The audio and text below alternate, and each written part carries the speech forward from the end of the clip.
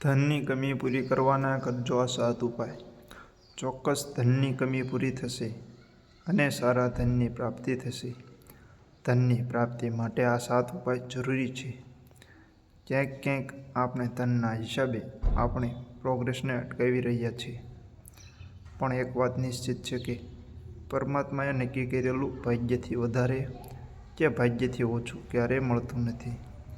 આ વાત બધા જાણો છો, પરિચિત છો, પણ પ્રયાસ કરો. ગીતાજીમાં પણ એ પણ કહે છે કે કર્મ એ તમારા હાથમાં છે.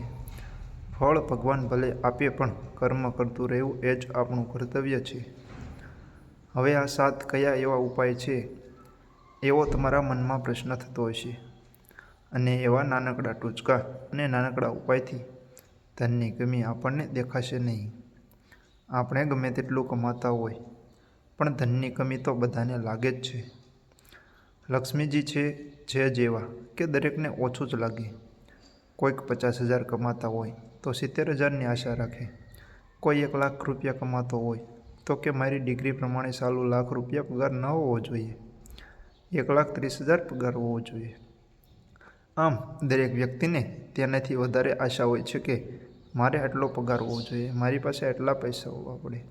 એમ કરતાં આગળ વધતા હોય છે. પણ આપણે ઘણું બધું કમાઈએ છીએ તો પણ આપણને ધનની કમી જણાય છે. ઘણા ઘરમાં 2-3 લોકો કમાતા હોય છતાં પણ જ્યારે 30 તારીખ પૂરી થાય તો કોકની પાસેથી લેવા પડે. તો આનું કારણ શું? ધનની કમી જણાતી હોય એવા માણસોએ શું કરવાનું છે? સરળ 7 ઉપાય છે. 1. પહેલો ઉપાય એ છે કે ગુરુવારના દિવસે તમારે ગુરુવાર અથવા શુક્રવાર બેમાંથી એક વાર, પણ એમાં ગુરુવારે ખાસ નારાયણનું ચિંતન શરૂ કરો. ઓમ નમો ભગવતે વાસુદેવાયની માળા કરો. તો ગુરુવારના દિવસે ઓમ નમો ભગવતે વાસુદેવાયની માળા કરવાનું આ પહેલો ઉપાય છે. 2. તમારે શુક્રવારના દિવસે 7 કમર કાંકડી લેવાની છે. કોઈ પણ પીળા કે લાલ કપડામાં વીંટી અને તેને હળદરવાળી કરી અને માતાજીના મંદિરમાં મૂકી ઓમ શ્રી મહાલક્ષ્મી નમઃના મંત્રનો જાપ કરો. આ મંત્રનો જાપ તમારે 108 વખત કરવાનો છે. શુક્રવાર અને ગુરુવારનું મેં તમને જણાવ્યું. 3. આંગણે આવતી ગાયને રોજ પ્રતિદિન બહેનોએ અથવા તો ભાઈઓએ ગમે તેણે સવાર અને સાંજ 2 ટાઈમ આંગણે આવતી ગાયને સરસ મજાની ગરમ રોટલી આપવી. ગરમ રોટલી કરી અને ગોળ મૂકી એ ગાયને ખવડાવવામાં આવે ત્યારે લક્ષ્મી માતા ખૂબ જ પ્રસન્ન થાય છે. તે મનોમન ખૂબ જ ઉત્સાહની લાગણી અનુભવે છે, કેમ કે ગાય માતામાં અનેક દેવોનો વાસ હોય છે. તેથી લક્ષ્મી માતાની કૃપા અવશ્ય મળે છે. 4. તમે કોઈ એક શ્રી યંત્રની સ્થાપના કરો.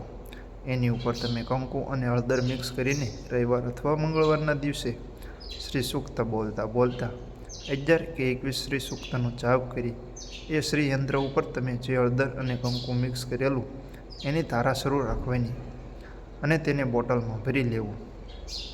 તમે કોઈ પણ ધંધો કરવા જાઓ છો કે તમે કોઈ પણ કાર્ય કરવા જાઓ છો ત્યારે આ બોટલમાંથી તિલક લગાવી અને કાર્યની સંપૂર્ણ શરૂઆત કરો.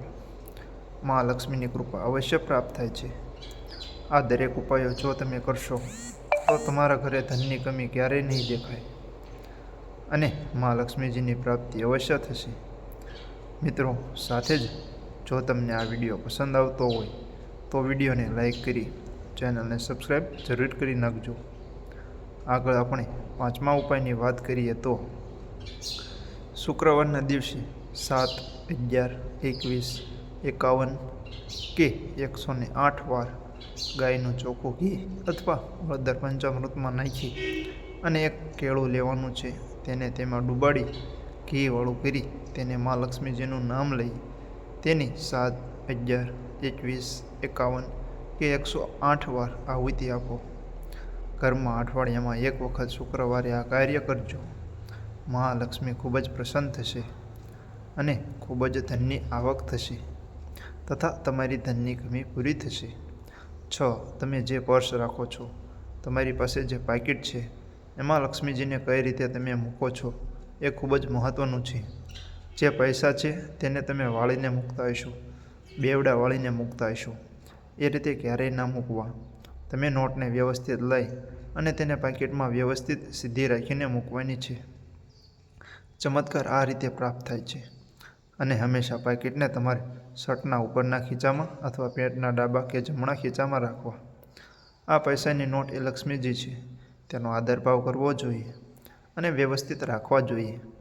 જો તેને આપણે આદરભાવથી વ્યવસ્થિત રાખીએ તો માતા લક્ષ્મી અવશ્ય પ્રસન્ન થાય છે અને આપણને લક્ષ્મીજીની પ્રાપ્તિ થાય છે અને આપણા પર લક્ષ્મીજી તેમની ખૂબ જ કૃપા વરસાવે છે. 7. તમારે અઠવાડિયામાં ઓછામાં ઓછા 2 વખત લક્ષ્મીજીની પૂજા વિધિ અથવા તો તેમને પ્રાર્થના અવશ્ય કરવાની છે. તમે અઠવાડિયામાં 2 વખત તો આ કરી જ શકો છો.